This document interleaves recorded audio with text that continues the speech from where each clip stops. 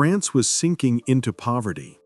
In the streets of Paris, mothers fed their children scraps of bread, men lined up for soup, and rumors of another famine swept across the country.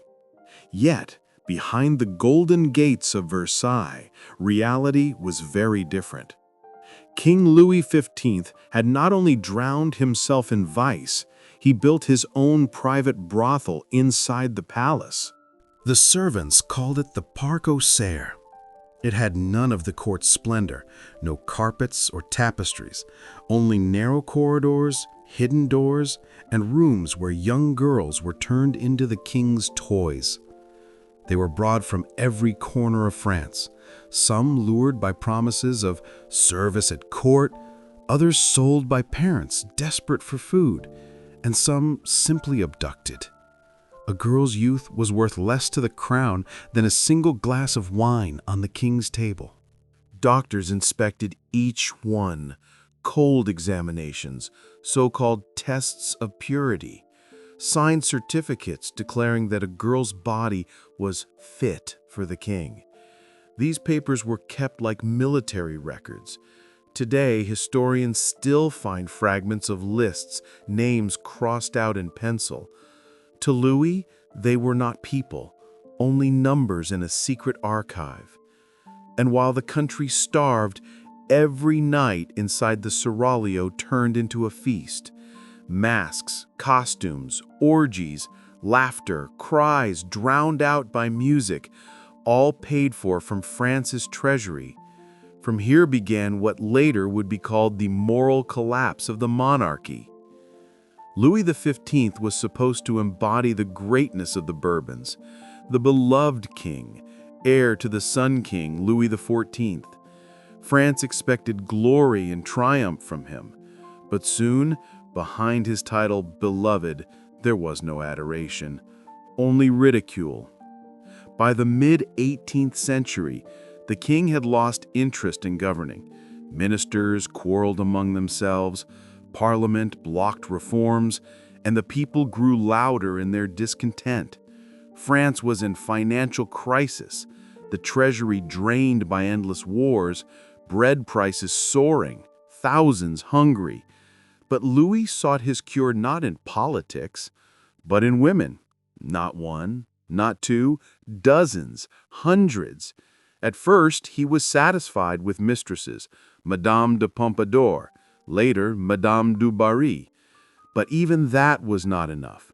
The king wanted not just a lover, but a system, not fleeting romances, but a place where pleasure was organized, controlled, and obeyed his will.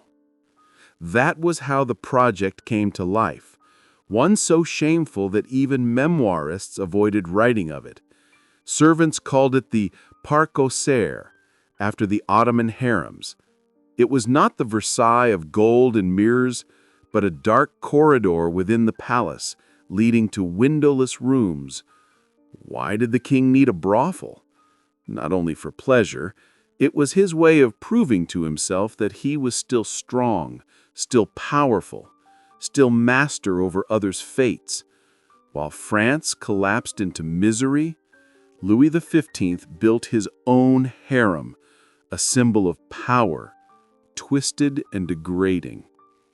The seraglio was like a tumor inside Versailles, the greatest palace in Europe, with mirrored halls and marble galleries, hid a rotten secret beneath its skin.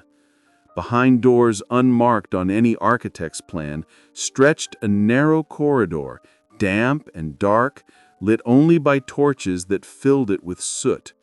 No gold, no portraits, only shadow and the smell of wine, tobacco, and sweat. The rooms were small.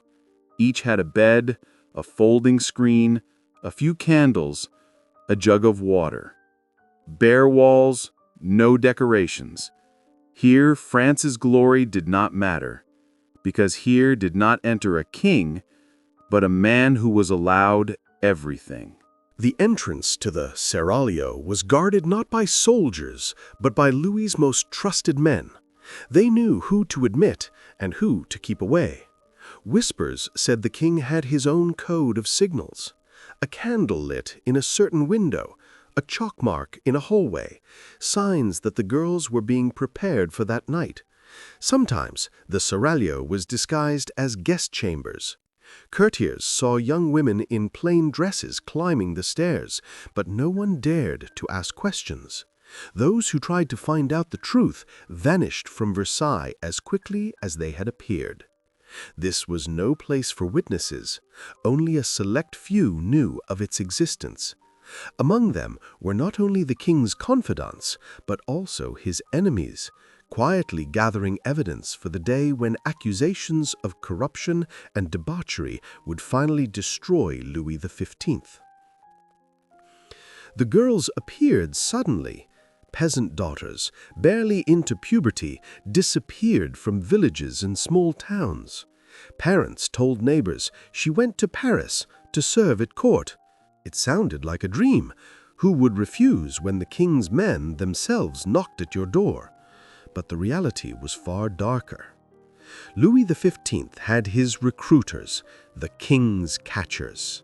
They roamed the countryside, searching for the fresh and pure, persuading families that their daughters would become ladies of the court. Sometimes they paid a pouch of coins for an entire life. Sometimes they threatened, refuse, and you'll be branded an enemy of the crown. Others were simply kidnapped. Historians have found records in town chronicles. The shoemaker's daughter disappeared, seen taken away by men in livery. Parents cried out, but their voices vanished in fear, for these men acted in the king's name. The girls were brought to Paris in secret, not in Bourbon carriages, but in closed wagons, like livestock. Rumors spoke of a black entrance at Versailles, a hidden gate where they were smuggled in at night, unseen by the court. Only fragments of the lists survive. In archives, pages marked accepted, rejected, sent to the doctor, lines underlined in pencil, names erased, ghostly traces of real lives. These scraps of paper are all that remain of girls turned into human merchandise. For Louis XV, they were not individuals, but material. Each new arrival was proof to himself that he was still young, still virile, still able to claim his right to rule. Their bodies became tools for his illusion of power. For Louis XV, women stopped being just a pleasure. His secret brothel became a stage, not only where the king and his favorites amused themselves, but where the fates of politicians, diplomats, and enemies of the crown were decided. Versailles was woven from intrigue. Every step a courtier took was watched by hundreds of jealous eyes. In such an atmosphere, the smallest piece of scandal could turn into a weapon. Louis XV understood this. He was no strategist like his great-grandfather Louis XIV, but he knew how to exploit human weakness. And the Parc aux Cerfs became the perfect place for such games. Rumor said that powerful nobles, even foreign envoys, were sometimes invited there. A night with an innocent girl could become a trap. Behind the screens stood a servant with a notebook, recording names, habits, careless words spoken in drunken heat. By morning, those notes were delivered straight into the king's hands. Some contemporaries claimed Louis himself pushed his rivals into these rooms. First came wine, a lavish dinner, the promise of secret entertainment. Then a girl appeared, far too young for her presence to be explained. Suddenly, an important man found himself in a position from which he could never emerge clean. Few of these scenes were ever written down, but traces remain. In one minister's letter, we find the complaint: "The king holds us on a leash, for he knows too much about our night in Versailles." In another document, discovered centuries later, there is mention of a room where seduction served as a seal. Historians still debate whether this was a formal system or only a reckless diversion. But one thing is clear: within the seraglio, it was not only laughter and moans that filled the night, it was also the silence of blackmail. For Louis, it became a double addiction. Not only did he satisfy his desires, but he fed the illusion of power. Every enemy, every advisor was in his grasp, as helpless as the girls led into those hidden chambers. But the game carried a cost. The deeper the king sank into his world of vice, the less he understood the real France. He saw it only through the curtains of the seraglio and believed everything was under control. Meanwhile, in the provinces, famine was spreading, and on the streets of Paris, hatred was growing toward the man who ruled the nation from his bed.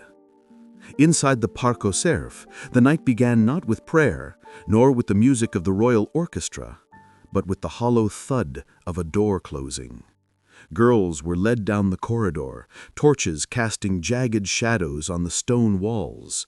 The air was thick with smoke, cheap wine, and incense lit to mask the stench of sweat. The rooms came alive with sound. Somewhere laughter rang out, elsewhere muffled cries. Servants brought in wine, fruit, and dishes that wilted in the heat while no one touched them. The true banquet was not on the table, but in the bodies.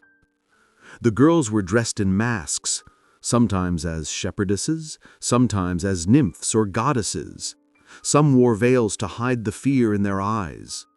The masks turned them into faceless figures, fantasies to be used and then forgotten.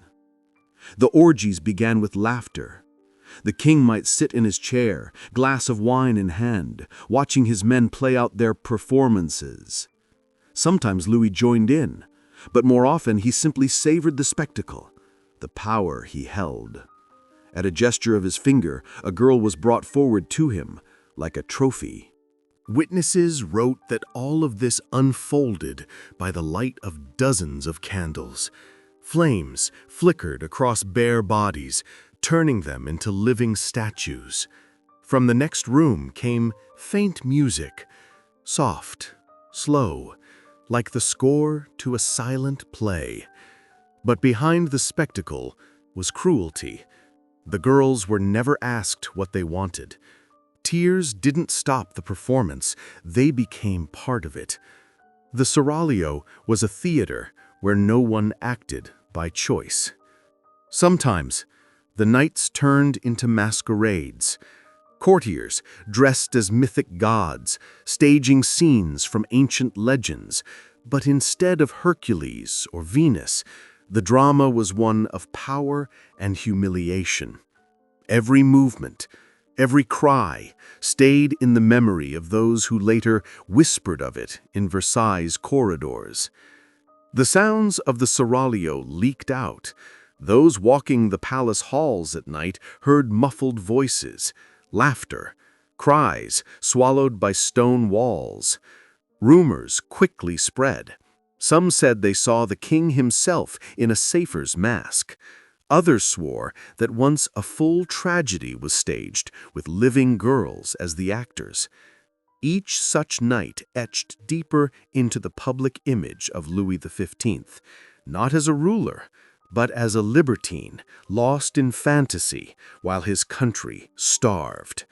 For France, it became a symbol of betrayal. The king indulged while his people died of hunger. No secret, no matter how carefully guarded, can stay hidden forever. The Parc aux Cerfs was built as a world of shadows, closed to all eyes, but in Versailles, nothing could be sealed for long. The corridors buzzed with whispers, and the servants' ears were sharper than any musketeer's blade. The first thing to escape was laughter. Guests lodged in neighboring rooms heard noises that had no place in a royal palace: moaning, cries, drunken songs, bursts of laughter. Some wrote in their diaries, others in letters to friends. One such letter survives. "I heard in His Majesty's chambers the sound of laughter turning to weeping. And it was not the weeping of a woman who went there by choice." Then came the pamphlets. Paris lived on rumor. Street sellers hawked cheap booklets, mocking the king. a bloated man in a crown, surrounded by masked children. The captions were short and venomous, beloved, but not by France. Some texts went further, into horror. They spoke of a black brothel inside the palace, filled with girls brought from villages. The authorities hunted down the authors, burned the leaflets, but gossip spread faster than the fires could consume them. Historians have found proof that not only enemies of the king spread these stories, but also people inside the court. Secret notes from maids, scraps of lists passed by accident to the opposition. One servant who worked near the seraglio wrote in her diary, "They go in as children. They leave silent, not daring to meet your eyes." Those lines later became one of the strongest accusations against Louis XV. Paris buzzed with talk. In coffee houses, they debated the king's nightly pleasures. In taverns, men sang songs mocking the lustful monarch. The louder the voices grew, the more the myth of the father king collapsed. Now he was called something else, the satyr king, the lustful king. But the heaviest blow came from the so-called black notebooks. They supposedly listed names, dates, and details of visits. It is said one of the king's trusted doctors smuggled part of these records out of Versailles. The notebooks passed hand to hand in elite circles, fueling hatred. Even if some entries were invented, people accepted them as truth because society wanted to believe the worst. The scandal became irreversible. The people no longer saw Louis XV as their beloved monarch. They saw a libertine who traded his country for nights with girls. The French monarchy was splitting at the seams, and every new rumor was another hammer blow against the fractured facade. In the 18th century, monarchy was not just politics. The king was the father of the nation, the embodiment of divine order, the man who held the symbolic contract between heaven and earth. Louis XV was meant to safeguard that bond, but the louder the whispers of the seraglio grew, the more that sacred idea shattered. For the French, it was a personal betrayal. When peasants handed over their last bread in taxes, they believed the king would use it for armies, for roads, or at least for banquets that glorified the gods and France. Instead, the bread was turned into wine for his nightly orgies. To the people, it was sacrilege. France had a unique culture of pamphlets, small booklets that spread faster than news, and every new tale about the seraglio found its way onto their pages. Louis XV was drawn with long donkey ears, surrounded by girls not yet 12. Beneath the pictures, beloved, yes, but only by his own lusts. These caricatures reached the provinces. There, where people rarely saw the king himself, rumors of his vice became their only image of the monarchy. For the poor, Versailles was no longer a golden beacon of glory, but a breeding ground of sin. The most destructive blow was the contrast between the image of the father of the nation and that of a satyr in a brothel. For Catholic France, it struck at the very foundations of faith. How could people pray for the king's health if, as witnesses claimed, he was buying virgins from his own subjects?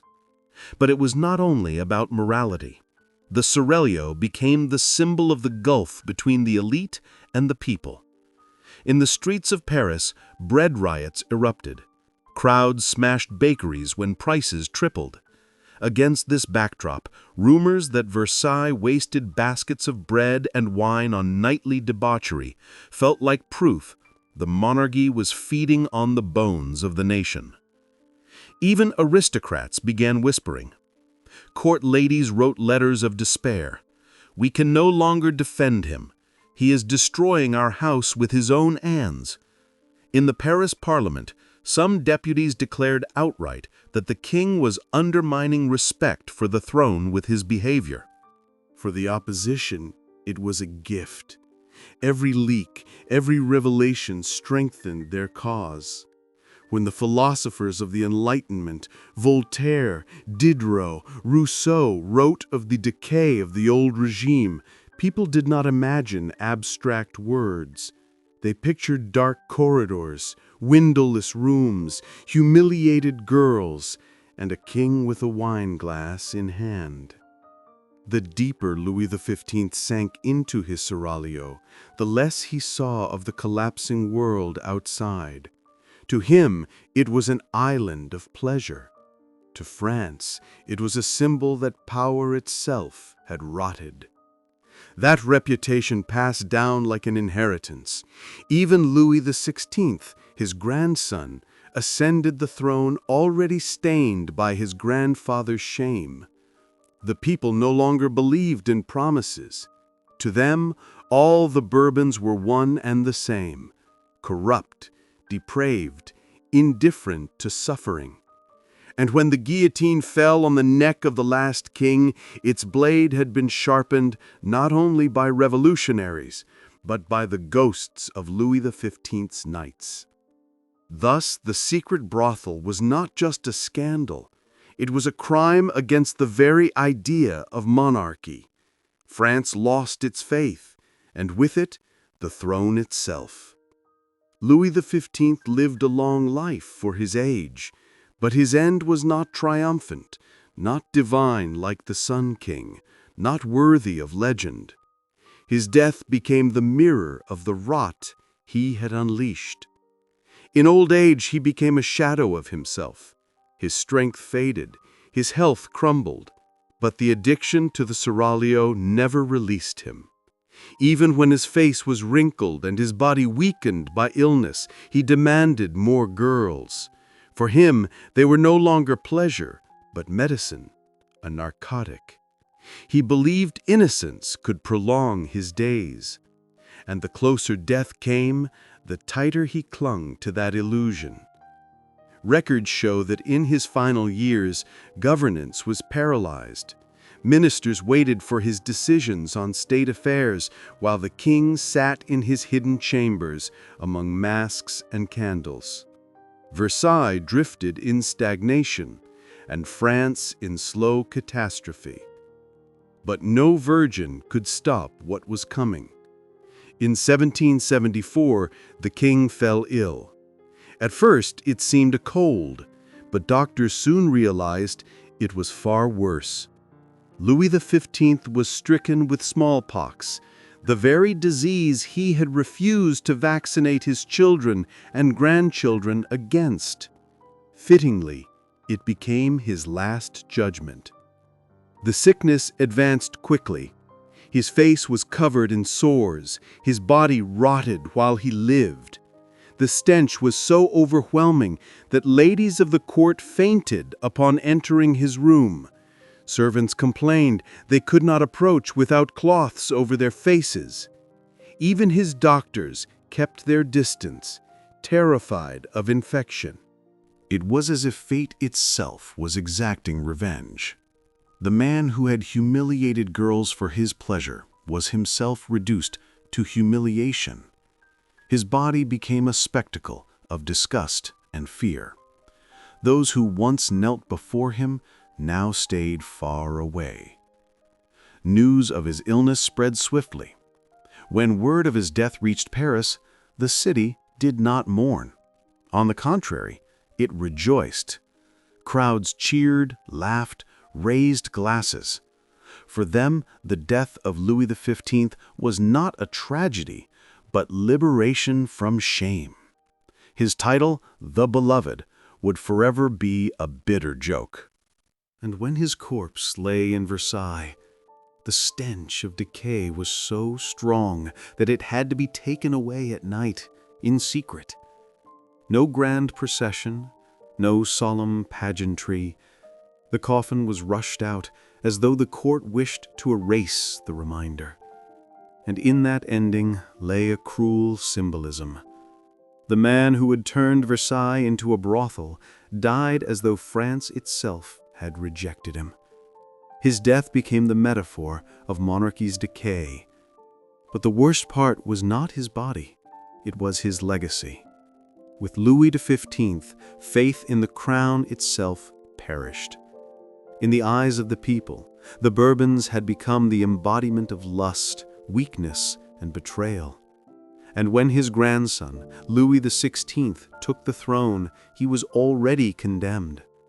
To the nation, he was not a new man, but the continuation of a dynasty that traded power for nights of debauchery and cries from hidden chambers. The French Revolution did not begin with Rousseau's pamphlet, nor with the blade of the guillotine. It began the moment the king himself destroyed the sacred aura of authority. When his throne was stained with the blood and tears of the girls led down the narrow corridors of the Parc aux Cerfs. When gold in Versailles became a symbol not of majesty, but of lust. And so, history remembers him. Not as a wise ruler, not as a victorious commander, but the man who built a brothel inside his palace and buried monarchy in his bed. His life stands as a warning. Power that stops serving its people and becomes the tool of private vice will always decay. And the brighter its candle of pleasure burns, the faster darkness comes.